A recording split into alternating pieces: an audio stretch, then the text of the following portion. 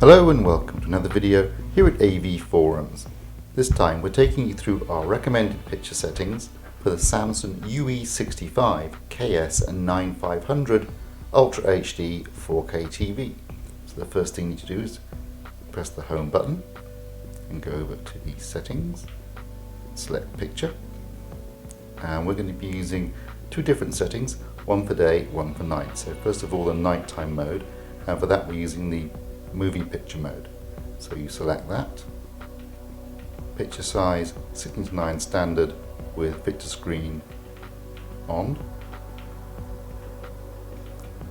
and then go into the expert settings. Backlight we've set to 4, which will be bright enough for a comfortable experience watching TV in the evenings in a room with minimal ambient light. Brightness 45, contrast 86, sharpness 0, color 50, tint 0.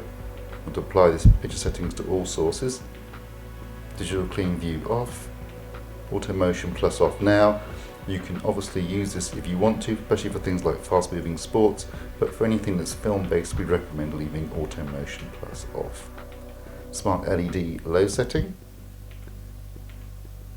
dynamic contrast off, color tone warm 2, right, white balance. Now using the 2-point control we've got a very accurate grayscale, so you can use these settings if you want to try them out. Didn't need to use a 10-point because it was already pretty accurate, the 2-point. Gamma 0. Use color space auto because that gives you a very accurate color performance with nice tracking across all the saturation points. Okay, so that's our settings for a nighttime mode. We're using the standard picture mode for a daytime setting. So basically this is going to be a bit brighter for watching TV in a room with ambient light. Again, picture size 16:9 standard, fit to screen on. Expert settings, now we've got a backlight setting of 8, brightness 45 still, contrast to 86, sharpness still 0, color 50, tint 0, vital picture settings. Digital clean view off, auto motion plus off. Again, you can experiment with it for sports based content perhaps, but for film based content, auto motion plus off. Smart LED low, dynamic contrast off, color tone warm 2. Again, white balance control. Now you only actually get a 2-point control in the standard setting, but we use these settings which gave us a very accurate grayscale. Gamma 0, and again color space auto. So those are our settings for a day and a nighttime mode.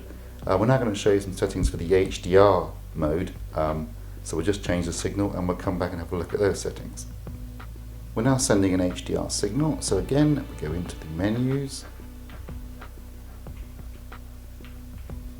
and we're using picture mode movie, but this is a different set of settings specifically for HDR content. Again, picture size 16:9 standard with fit to screen on, and into the expert settings.